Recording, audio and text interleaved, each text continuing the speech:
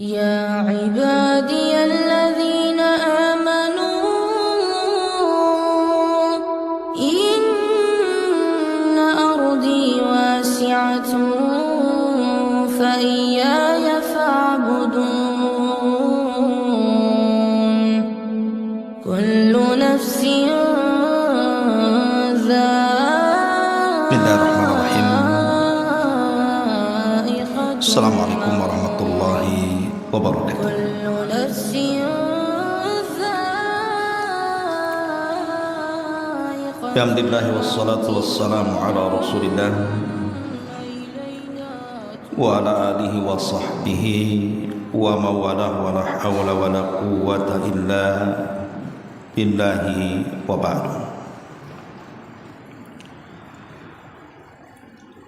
Alhamdulillah, di pagi menjelang siang ini kita masih bisa duduk untuk menghadiri majelis ilmu di Masjid Nidaul Ilmi.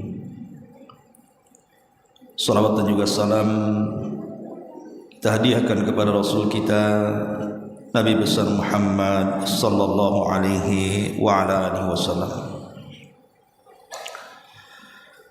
Pembahasan di pagi menjelang siang ini kita akan membahas tentang dosa-dosa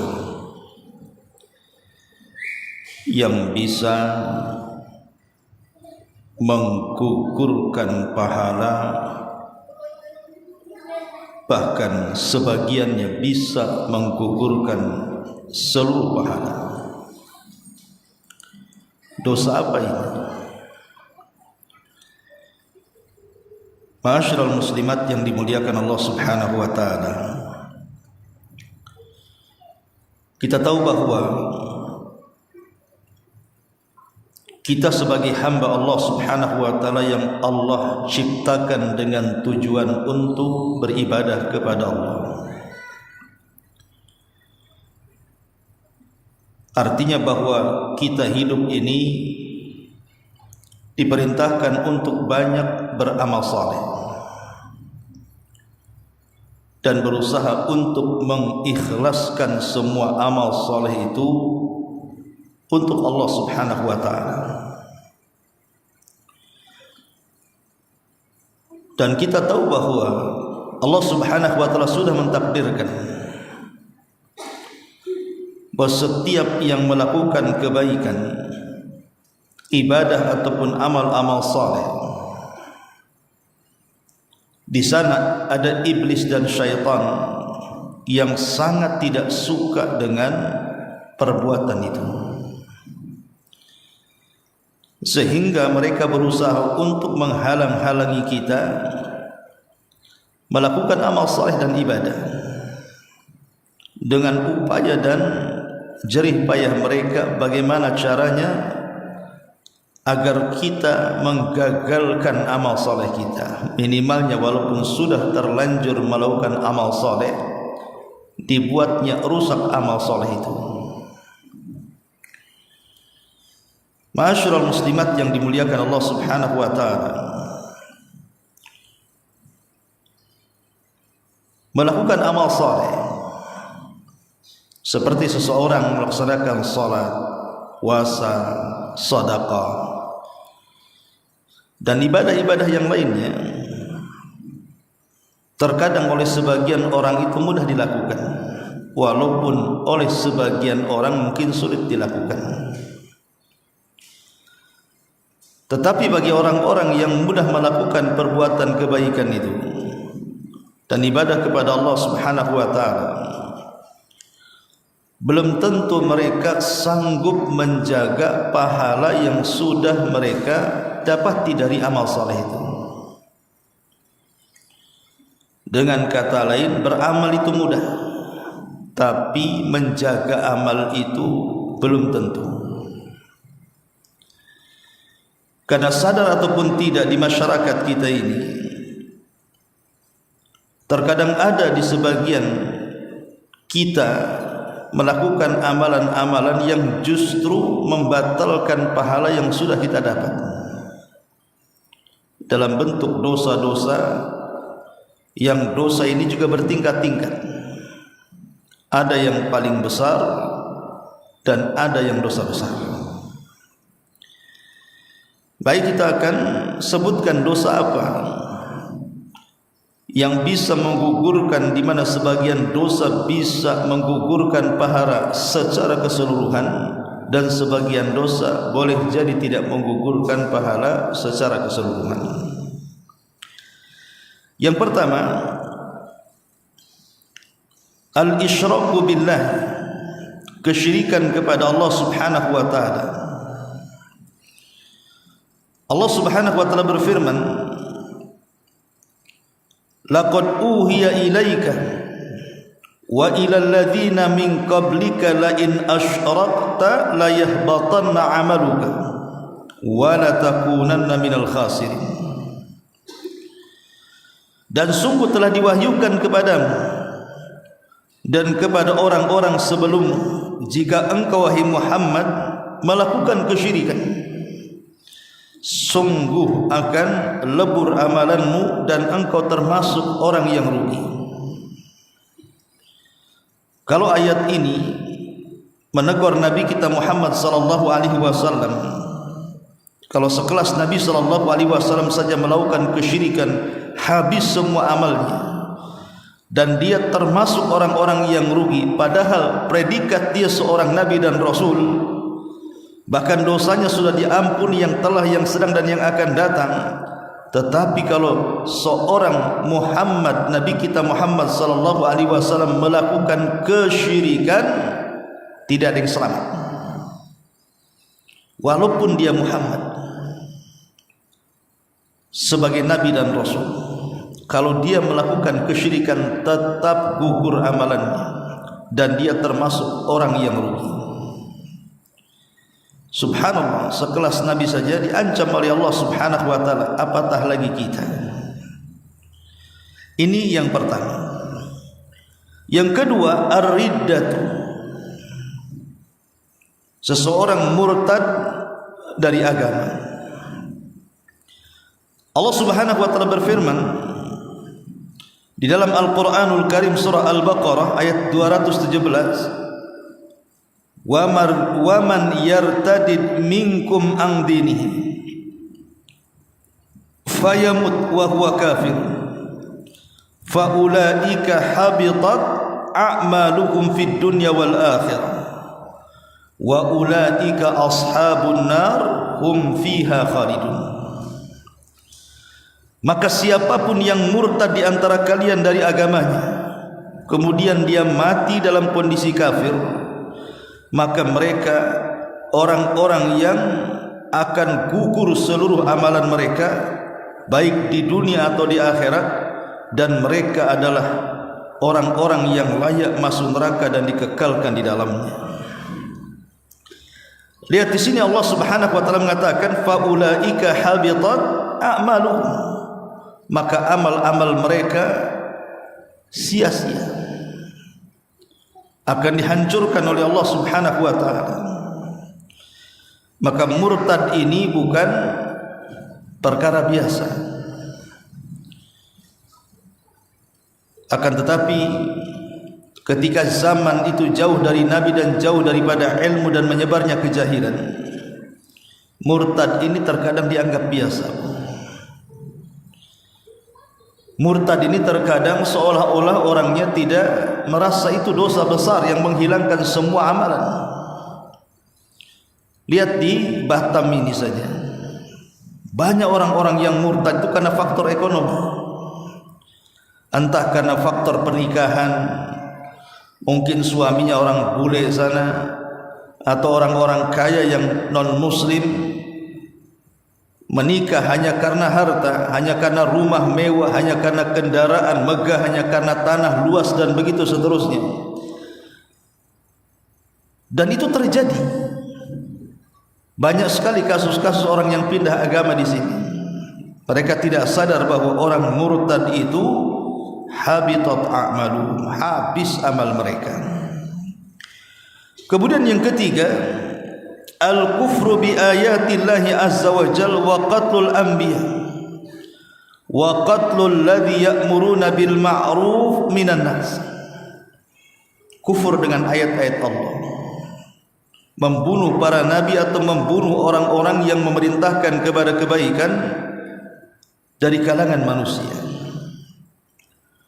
Dan itu disebutkan di dalam Al-Quran surah Al-Imran ayat 2122, di mana Allah Subhanahu wa taala mengatakan innal ladzina yakfuruna bi ayatillah wa yaqtuluna an-nabiyyina bighairi haqq wa yaqtuluna alladzina ya'muruna bil qisti minan nas fabashshirhum bi'adzabin alim ulaika alladzina habitat a'maluhum fid dunya wal akhirah wa ma lahum min nasirin. Orang-orang yang mereka kufur dengan ayat-ayat Allah, membunuh para nabi tanpa ada kebenaran, membunuh orang-orang yang memerintahkan kepada kebenaran dari kalangan manusia, habar gembirakan kepada mereka dengan azab yang pedih, dan mereka adalah orang-orang yang lebur, hancur amalan mereka di dunia dan akhirat, dan tidak ada penolong bagi mereka kelak pada hari kiamat. Ini yang ketiga, kufur dengan ayat-ayat Allah Subhanahu wa taala. Betapa banyak orang-orang di zaman sekarang, Bu, itu yang mereka menentang ayat-ayat Allah Subhanahu wa taala yang jelas-jelas itu perintah.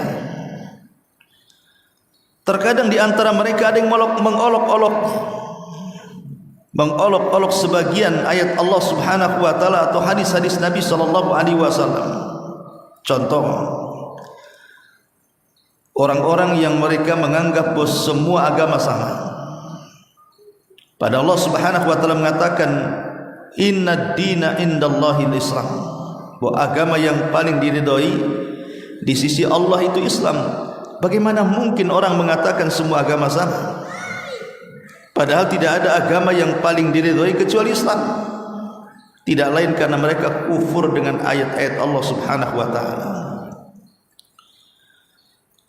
Dari mana segi perbedaannya? Ya jelas beda. Agama yang menyatakan Tuhan itu satu dengan agama yang mengatakan Tuhan itu tiga kan berbeda. Agama yang mengatakan bahwa Tuhan itu lam yalid wa lam yulad, tidak mungkin melahirkan dan tidak mungkin dilahirkan, tidak sama dengan agama yang mengklaim bahwa Tuhan mereka adalah putra Allah Subhanahu wa taala. Sebagaimana Allah mengatakan dalam surah At-Taubah, wa qalatil yahud Uzair ibn Allah wa qalatil nasara al-masih ibn Allah. Berkata Yahudi Uzair itu putra Allah, berkata orang-orang Nasrani Al-Masih Isa itu putra Allah. Maka akan berbeda dengan agama yang mengatakan lam yalid wa lam yulad, tidak dilahirkan dan tidak melahirkan. Ma'asyiral muslimat yang dimuliakan Allah Azza wa Jalla, maka orang-orang yang mengatakan semua agama sama atau seseorang itu bebas memilih agamanya, tidak ada paksaan, maka ini juga kekufuran. Atau mengolok-olok agama baik dengan lisannya, baik dengan perbuatannya, seperti menginjak Al-Quran, baik secara hakiki diinjaknya dengan kakinya atau secara ma'nawi memperolok-olok Al-Quranul Karim dengan mengubah-ubah makna-makna atau tafsir-tafsir ayat jauh daripada penafsiran yang benar, yang menyimpang dari penafsiran para ulama Rabbani. Ma'asyiral muslimat yang dimuliakan Allah Subhanahu wa taala, maka ini juga bagian daripada dosa-dosa yang bisa menggugurkan amal kebaikan. Kemudian yang keempat, karahiyatu syai'in minal Quran wa itba' ma askhata Allah, membenci walaupun sedikit dari Quran atau mengikuti apa yang membuat Allah Subhanahu wa taala murka. Membenci sesuatu yang datang dari Quran atau sunnah Nabi sallallahu alaihi wasallam ini merupakan pintu kekufuran. Pintu kekufuran. Ada orang yang berpakaian syar'i, menutup aurat, sebagiannya mungkin pakai cadar, pakai niqab dan yang sejenisnya, kemudian dicaci, dicela.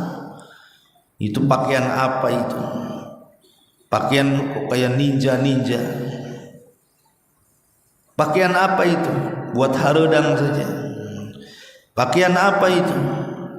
Cantik-cantik sayang dibungkus, macam-macam. Jadi orang yang membenci syariat Allah Subhanahu wa taala, seperti umpamanya ketika Islam menjelaskan tentang hukum hudud, bahwa yang maling potong tangan, yang berzina kalau dia sudah menikah dirajam sampai mati, kalau dia belum menikah didera 100 kali. Atau mungkin ketika orang-orang yang mereka minum khamar, juga ada hukumannya dalam Islam. Tiba-tiba dikatakan potong tangan, hukum rajam dan yang lainnya. Itu perbuatan sadis, bengis yang tidak berperi kemanusiaan, bahkan menolak hak asasi manusia. Ditabrak-tabrakannya hukum Allah dengan hak asasi manusia karena kebenciannya. Atau orang-orang yang berjanggut dicela, terkadang disamakan dengan binatang.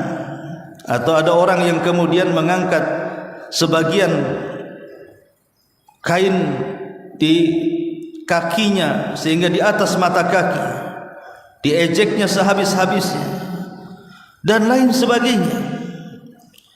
Jadi orang yang membenci sedikit saja dari Quran atau dari sunnah Nabi SAW dan mengikuti apa yang membuat Allah murka, maka ini bagian daripada menggugurkan amalannya.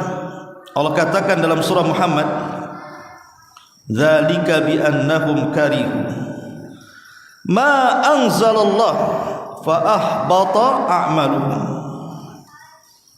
Itulah ketika mereka sangat membenci apa yang Allah Subhanahu wa taala turunkan, maka amal-amal mereka digugurkan Allah Subhanahu wa taala.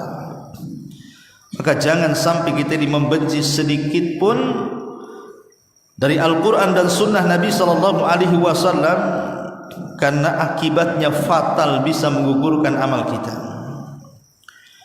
Kemudian yang kelima, an-nifaq, perbuatan nifaq, kemunafikan, menampakkan keislaman tapi menyembunyikan kekafiran.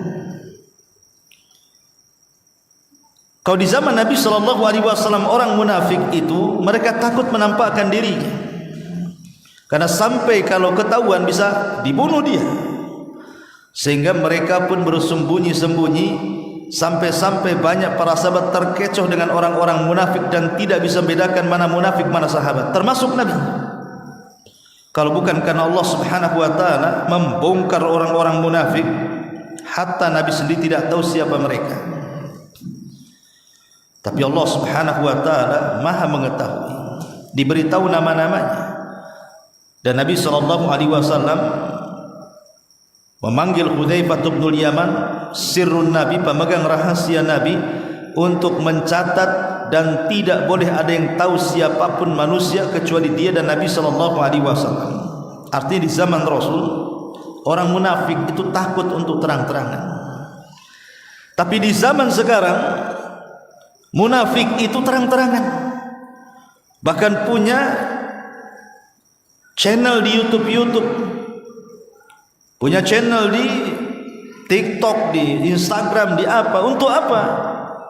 Live dalam rangka menghina Islam.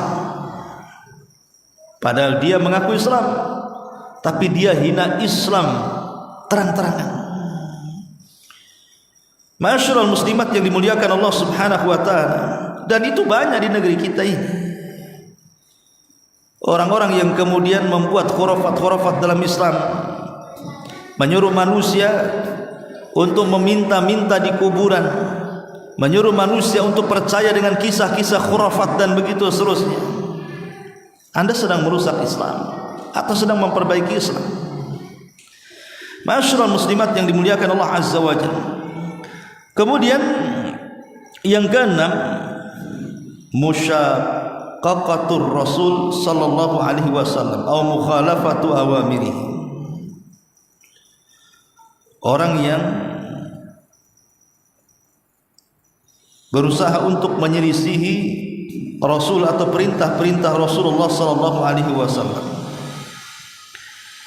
Allah Subhanahu wa taala berfirman, innal ladzina kafaru wasaddu an sabilillah wa syaqqur rasula min ba'di ma tabayyana lahumul huda lan yadhurrullaha syai'a wa sayuhbitu a'malahum.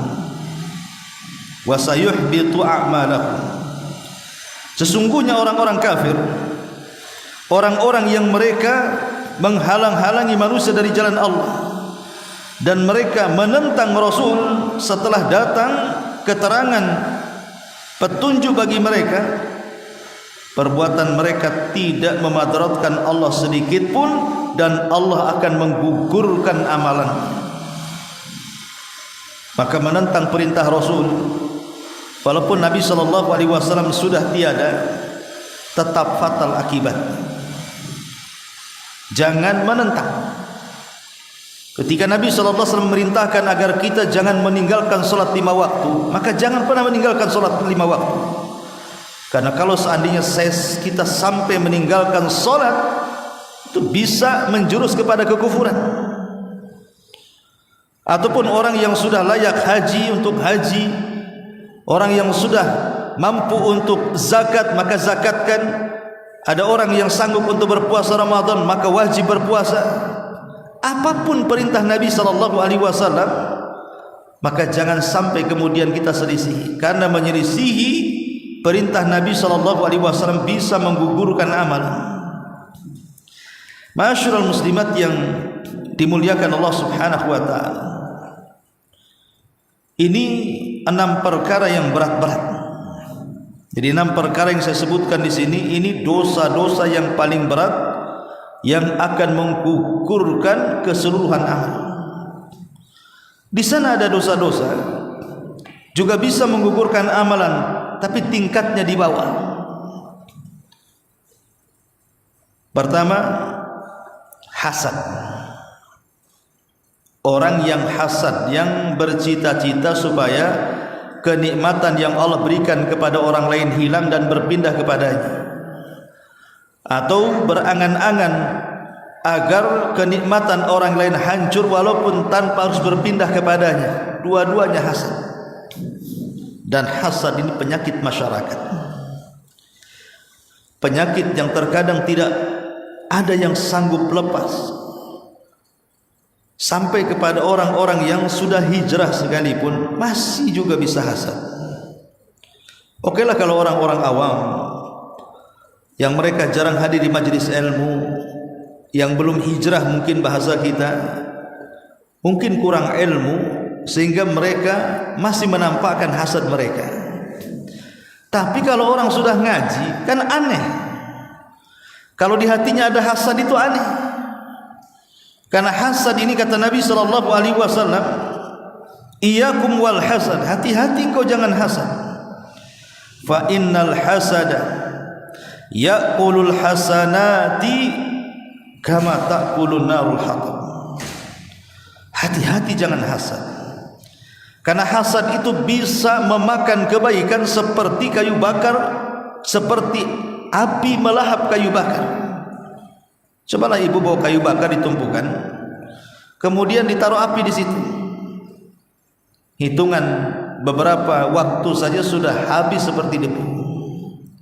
Itulah bahayanya hasad. Memang hasad itu tidak mungkin lepas dari manusia. Saya, ibu, siapapun pasti ada hasad. Tapi ulama mengatakan orang yang baik pasti menyembunyikan hasadnya, tapi orang yang jahat pasti menampakkan hasadnya. Maksud orang baik menyembunyikan hasadnya apa? Dan maksud orang jahat menampakkan hasadnya itu apa? Maksudnya orang baik menyembunyikan hasadnya, ya memang dia hasad kepada tetangganya, tapi tidak pernah dibicarakan. Cukup antara dia yang tahu, orang lain tidak ada yang tahu. Tetapi orang jahat menampakkan hasadnya, dia tampakkan hasadnya dengan ucapannya, dengan gibahnya, dengan namimahnya, dengan menghasutnya, menjelek-jelekan, menceritakan kepada orang lain. Maka itulah yang disebut bahwa al-la'imu yudhir hasadah. Adapun orang-orang yang lain, yang jelek, yang jahat, itu suka menampakkan hasadnya. Adapun orang baik, maka dia akan menyembunyikan hasadnya. Dia tidak akan, memang dia hasad dalam hatinya ketika melihat kekayaan yang Allah anugerahkan kepada orang lain, tapi mulutnya tidak bicara. Dia tidak menggibah, dia tidak menghina, dia tidak mengadu domba. Cukuplah hanya yang tahu Allah Subhanahu wa ta'ala. Itu artinya menyembunyikan hasad. Tapi kalau sampai menampakkan dengan menggibahnya, mencacinya, memakinya, menghasutnya, apalagi sampai membuat makar kepadanya, inilah hasad yang terlarang. Karena ini penyakit pertama yang ada di langit dan penyakit pertama yang ada di bumi. Kemudian yang kedua, ar-riya. Dalam beramal ingin dipandang orang, dalam beramal ingin dipuji orang, dalam beramal ingin didengar orang. Riya. Allah Subhanahu wa ta'ala berfirman, "Man kana yuridul hayatad dunya wa zinataha nuwaffi ilaihim a'maluhum fiha wa hum fiha la yubkhasun. Ulaika alladhina laysa lahum fil akhirati illa nar wa habita ma sana'u fiha wa batilu ma kanu ya'malun." Di dalam surah Hud ayat 15-16 Allah mengatakan, siapapun yang menghendaki kehidupan dunia dalam amalannya atau perhiasannya, kami akan cukupkan amalan mereka di dalamnya dan mereka tidak mungkin dirugikan. Tapi mereka orang-orang yang tidak akan ada balasan di akhirat kecuali neraka, dan akan digugurkan apa yang mereka telah lakukan di dalamnya, dan semua amalnya dianggap batil di sisi Allah Subhanahu wa ta'ala. Subhanallah. Riya ini juga tak kalah bahayanya dibandingkan hasad. Bahkan ini penyakit yang dikhawatirkan Nabi SAW. Karena riya ini sadar ataupun tidak sadar, Bu, ini penyakit-penyakit tersembunyi. Karena riya ini terkadang datangnya itu tiba-tiba begitu saja, tahu-tahu datang saja. Ketika ibu sudah ikhlas dari rumah itu memang ingin sedekah, di tengah jalan nampak berjumpa dengan kawan. Mulai setan datang menggosok-gosok hatinya, kasih tahu, kau mau sedekah, katanya. Mulailah cerita dengan kawannya. Ketika ditanya, mau kemana om? Ini mau ngantarkan sedekah. Nah ini kan awalnya sebenarnya ikhlas pulang, berangkat dari rumah membawa sedekah itu untuk disampaikan kepada fakir miskin umpamanya atau anak yatim. Tidak ada niat riya sama sekali. Gara-gara di tengah jalan ketemu kawannya, nyapa mau kemana gitu ya, setan masuk. Mau kemana om? Ini mau ngantar sedekah. Nah, padahal ibu kan bisa saja mengatakan mau kemana, itu mau ke depan. Ke depan kemana? Ke depan pokoknya. Itu ke rumah si Anu, bisa saja bukan? Tapi kadang-kadang setan ini pintar dia. Memang kelihatan jujur jawabannya, tapi di balik kejujuran jawaban itu justru ada riya yang akan mendorong habis semua amal yang dilakukan. Sedekahnya itu tidak berpahala. Masyarul muslimat yang dimuliakan Allah Subhanahu wa ta'ala, makanya hati-hati dengan riya. Yang ketiga, qati'atur rahim, memutus silaturahim. Nabi SAW mengatakan, innal a'mal tu'radu kulla khamisin wa laylatil jum'ati fala yaqbalullahu amala qati'ir rahim. Sesungguhnya amal itu akan ditampakkan pada setiap hari Kamis, malam Jumat, dan Allah tidak akan menerima amal para pemutus rahim. Orang yang memutus tali silaturahim, maka Allah tidak menerima amalan. Subhanallah. Kita tahu bahwa amalan itu diangkat. Ada yang berupa harian, ada yang berupa pekanan, ada yang berupa tahunan. Seperti harian, amal kita diangkat di waktu asar dan subuh. Pekanan, amal kita diangkat di waktu hari Senin dan Kamis. Kemudian tahunan, amal kita diangkat di setiap bulan Sya'ban. Tetapi orang-orang yang memutus silaturahim, maka amalannya percuma, tidak akan diangkat. Maka memutus silaturahim ini bisa menghalangi amalan kita akan diangkat dan diperlihatkan di sisi Allah Subhanahu wa taala. Kemudian yang keempat, ghibah. Orang yang menggibah, dzikraka akhaka bima yakrah, kata Nabi. Engkau menyebutkan saudaramu dan kalau dia dengar dia tidak suka. Itulah ghibah. Kita menyebutkan saudara kita, apakah penyebutannya baik ataupun jelek, kalau dia mendengar dan tidak suka dengan cerita kita, maka itu ghibah. Subhanallah. Rasul ketika memberikan definisi ghibah tidak menyebutkan apakah kita membicarakan orang itu dengan kebaikan ataukah membicarakan orang itu dengan keburukan. Kalau dia dengar tidak suka, itu namanya ghibah. Tapi umumnya ghibah itu tidak ada membicarakan orang kebaikan, rata-rata keburukan. Menggibah orang itu kan rata-rata yang diucapkan keburukan. Mengumbar aib orang, menjelek-jelekan orang, menghina orang. Makanya ghibah ini juga bisa membatalkan amal. Karena nanti pada hari kiamat ada orang-orang yang dianggap kaya dengan pahala, bahkan pahalanya sebesar gunung-gunung, tiba-tiba lisannya yang menghancurkan amalan itu. Kata Imam Ibnul Qayyim rahimahullahu taala, wa innal abda la ya'ti yaumal qiyamah, dan sesungguhnya seorang hamba kelak akan datang pada hari kiamat bihasanati amsalil jibal, dengan kebaikan-kebaikan sebesar gunung-gunung, fayajidu lisanahu qad hadamaha alaih, dan sungguh didapati lisannya telah menghancurkan amalan semuanya, kullah. Lihat bagaimana dosa lisan ghibah ini bisa menghancurkan banyak pahala walaupun pahala itu segunung. Dan ini menunjukkan bahasa lisan kan? Karena lisan ini kan bisa dibawa kemana saja. Dia bisa dengan lisan itu menghapuskan dosa segunung, bisa juga dengan lisan itu menghilangkan pahala segunung. Seperti orang yang banyak berzikir, itu bisa menghilangkan dosa-dosa walaupun menggunung-gunung besarnya. Tapi lisan ini juga bisa menghabiskan amalannya walaupun bergunung-gunung, seperti ghibah contohnya.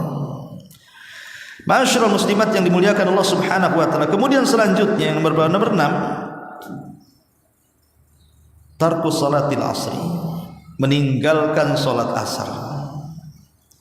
Hati-hati meninggalkan salat asar, karena salat asar ini adalah satu di antara 5 salat yang disebut dengan salatul wusta, yang Allah katakan hafidhu ala salawati was salatil wusta, jaga oleh kalian 5 waktu salat, terutama salat wusta. Kata Rasul, man taraka salatal asri faqad habita amaluhu, siapapun yang meninggalkan salat asar maka habis amalannya, kata Nabi.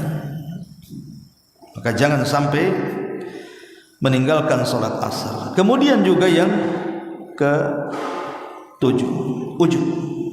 Ke-6, yang ke-6 adalah ujub. Ujub itu artinya merasa bangga dengan amalan. Makanya ada istilah para ulama, kalau ada orang yang tidak pernah bermaksiat, hidupnya dihabiskan untuk beribadah, tapi dia merasa ujub dengan amalannya, itu tidak lebih baik dibandingkan orang yang bergelimang dengan dosa tapi dia selalu menangis dan ingin bertobat. Saya ulangi, ada orang yang menghabiskan hidupnya untuk ketaatan. Solat tinggal, tidak pernah tinggal. Puasa tidak pernah tinggal. Tahajud tidak pernah tinggal. Sedekah tidak pernah tinggal. Silaturahim, sebutkan kebaikan, dia tidak pernah tinggal. Sempurna dengan kebaikan, tapi hatinya ujub, merasa lebih hebat dibandingkan orang, merasa lebih baik dibandingkan orang. Yang seperti ini, kata Rasul, kata para ulama, tidak lebih baik dibandingkan orang yang bergelimang dengan dosa tetapi selalu menangis karena takut kepada Allah dan ingin bertobat.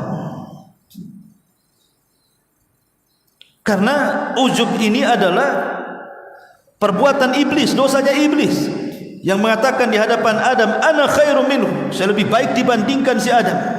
Ujub. Maka jangan sampai ujub. Kemudian yang nomor 7, at-ta'ali 'ala Allah. At-ta'ali 'ala Allah, kurang ajar dengan Allah Subhanahu wa taala atau melampaui batas dari batasan yang Allah sudah batasi. Seperti mudah memponis orang, merasa kita lebih baik dari orang, akhirnya kita ponis orang. Si anu itu sholat pun tidak, langsung neraka dia. Si anu bakhil, nggak pernah lihat sedekah, neraka dia. Jadi memponis-ponis orang, dimasukkan ke neraka. Ini bahaya, karena yang berhak memasukkan orang ke neraka bukan kita, Allah Subhanahu wa taala, dia yang punya neraka. Makanya kenapa Nabi sallallahu alaihi wasallam ketika menjelaskan tentang dua manusia, yang satu ahli ibadah, yang satu ahli maksiat, yang ahli ibadah ini mengatakan kepada ahli maksiat, wallahi la yaghfirullahu lak aw wallahi la yunjika minan nar. Demi Allah, Allah tidak akan mengampuni dosamu, atau demi Allah, Allah tidak akan mengeluarkan kamu dari api neraka. Maka setelah keduanya meninggal, yang ahli ibadah Allah masukkan ke neraka, yang ahli maksiat Allah masukkan ke surga. Kenapa? Karena kemaksiatannya tidak sampai kepada tingkat kufur dan syirik. Dia masih bisa bertobat, dan tahta masyiatillah, dosanya masih di bawah kehendak Allah. Kalau Allah mau, Allah ampuni, kalau Allah mau, Allah tidak ampuni. Tapi orang ini sudah memponis orang, Allah tidak akan mengampuni dan Allah akan masukkan dia ke neraka, padahal dia tidak tahu bahwa Allah justru mengampuni dan masukkan ke surga. Itu namanya at-ta'adi 'ala Allah, sombong dengan Allah Subhanahu wa ta'ala. Kemudian yang nomor 8 juga at-takdzibil qadar, mendustakan takdir. Kalau seandainya ibu tertimpa musibah, kenapa si aku saja ketimpa? Kalau melihat anak kita sakit, anak orang sehat, kenapa si anak aku sakit, anak orang sehat? Kalau seandainya usaha kita ini gulung tikar, dia mengatakan, ya Allah, kenapa si aku saja yang gulung tikar, kenapa orang itu kebentang-bentang tikar? Kalau umpamanya seseorang itu mungkin ada kematian dari orang yang tercinta, dia mengatakan, kenapa dia mesti yang mati, kenapa enggak si anu saja yang mati? Menolak takdir, mendustakan takdir.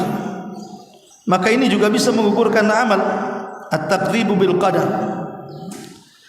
Ma'asyiral muslimat yang dimuliakan Allah Subhanahu wa taala, termasuk juga yang nomor 9, intihaku hurumatillah, menyobek kehormatan Allah Subhanahu wa taala di saat fil khalawat, di saat tidak ada yang tahu kecuali dia dengan Allah Subhanahu wa taala.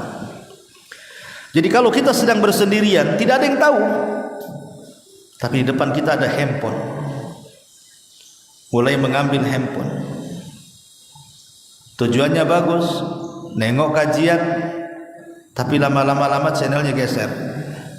Dari nengok kajian yang belum selesai jadi nengok sinetron, drakor, drama Korea, atau nengok yang tidak-tidak, atau nengok yang tidak pantas untuk dilihat, atau nengok yang menghabiskan waktu-waktunya yang tidak ada manfaat dan tidak ada faedahnya sama sekali. majlis-majlis tertawa sepanjang masa yang ada di YouTube itu. Maka orang-orang yang diam-diam tidak ada yang tahu kecuali dengan Allah, kemudian dia menerjang keharamannya, maka ini bisa menggugurkan pahala walaupun sebesar gunung Tihama. Dan itu disabdakan oleh Rasul, la'alamanna aqwaman min ummati ya'tuna yawmal qiyamah bihasanati amthali jibalin Tihama bidhan fayaj'aluha Allahu azza wa jalla haba'an manthura. Kata Rasul, saya akan kasih tahu kalian tentang sebuah kaum dari umatku, mereka datang pada hari kiamat dengan membawa kebaikan sebesar gunung Tihama, tapi Allah habiskan di hadapannya, Allah gugurkan di hadapannya. Kenapa? Sahabat bertanya, apa salahnya? Bukankah dia sudah membawa pahala sebesar gunung Tihama? Maka Rasul mengatakan, amma innahum ikhwanukum wa min jildatikum wa ya'khuduna minal laili kama ta'khudun walakinnahum aqwam idza khalau bi maharimillahi intahakuha. Mereka adalah saudara kalian juga, kulitnya seperti kalian. Mereka juga handal salat malam, tetapi apabila mereka bersendirian, di depannya ada keharaman Allah, diterjangnya keharaman itu dan dilakukannya, dia tidak sadar bahwa dia sedang diawasi Allah. Ya, mungkin orang tidak melihat maksiat kita, tapi Allah melihatnya, dan itu menunjukkan kita tidak punya rasa malu kepada Allah Subhanahu wa taala. Wajar kalau seandainya amalan yang sudah kita lakukan gugur gara-gara dosa yang tidak terang-terangan. Kemudian nomor 10, sedekah. Kemudian dibalik sedekah al-man wal adha. Dibalik sedekah itu mengungkit-ungkit dan menyakiti orang yang disedekahinya, alias mengungkit-ungkit sedekah atau menyakiti orang lain dengan sedekah. Maka ini juga hal-hal yang bisa menggugurkan amalan. Lalu apa lagi yang bisa menggugurkan amalan? Mendatangi dukun.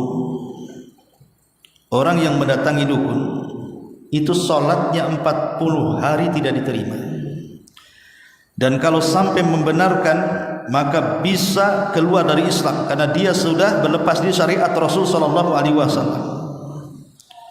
Kata Nabi SAW, man ata arrafan fasa'alahu an syai'in lam tuqbal lahu salatu arba'ina laila. Siapa yang datang ke arraf, tukang ramal, kemudian bertanya tentang sesuatu, belum membenarkan tapi salatnya 40 hari sudah ditolak. Maka jangan datang ke dukun, jangan percaya dengan dukun. Kemudian yang nomor 11, memelihara anjing. Ibu jangan memelihara anjing, selucu apapun anjing tetap lucu anak ibu. Walaupun anjing itu anjing kecil, lebih kecil dari kucing, lebih lucu dari kucing, lebih pintar dari kucing, yang namanya anjing tetap anjing, tidak boleh dirawat karena itu binatang najis. Ini lihat bagaimana Rasul mengatakan, manik tana kalban laisa bikalbi saydin wala masyiatin wala ardin fa innahu yanqusu min ajrihi qiratan yaumal qiyamah, qiratan kulla yaumin. Barang siapa yang merawat anjing, menjaga anjing, padahal bukan anjing untuk berburu, padahal bukan anjing untuk menjaga hewan, padahal bukan anjing untuk menjaga tanah, kecuali setiap hari pahalanya dikurangi 2 qirat, dan 1 qirat itu besarnya segunung Uhud. Berarti 2 qirat besarnya 2 gunung Uhud. Lihat, pahala jelas hilang setiap hari 2 gunung Uhud, padahal amal kita dalam sehari belum tentu dapat seperti gunung Uhud. Maka jangan memelihara anjing, kecuali 1 anjing berburu, 2 anjing untuk menjaga binatang yang lain seperti peliharaan kambing, penggembala butuh anjing untuk supaya merawat mereka, atau menjaga tanah, menjaga rumah untuk supaya tidak ada maling dan begitu seterusnya. Maka selain anjing-anjing ini tidak boleh dirawat. Kemudian juga yang nomor 12, zulmul akhari, melakukan kezaliman kepada orang. Melakukan kezaliman kepada orang seperti mencaci orang, memaki orang, merendahkan orang, menggibah orang, namimah dengan orang, atau dengan fisik memukul, menendang, meludahi, atau bahkan nyawanya diambil dia, dibunuhnya orang itu, maka kezaliman akan menjadi kebangkrutan pahala pada hari kiamat. Kezaliman bisa menjadi kebangkrutan pahala pada hari kiamat. Dan yang terakhir, syurbul khamri, minum khamr. Kata Nabi SAW, man syaribal khamra wa saqira lam tuqbal lahu salatu arba'ina sabahan. Siapa yang minum khamr kemudian mabok, tidak akan diterima salatnya selama 40 pagi. Wa in mata dakhalal jannah, kalau mati masuk neraka. Fa in taba taballah, tapi kalau dia bertobat Allah terima tobatnya. Inilah di antara dosa-dosa yang bisa menggugurkan amal, baik di dalamnya menggugurkan amal secara keseluruhan atau boleh jadi sebagian. Wallahu a'lam bishawab. Sebelum saya tutup, mungkin ada yang bertanya, silakan.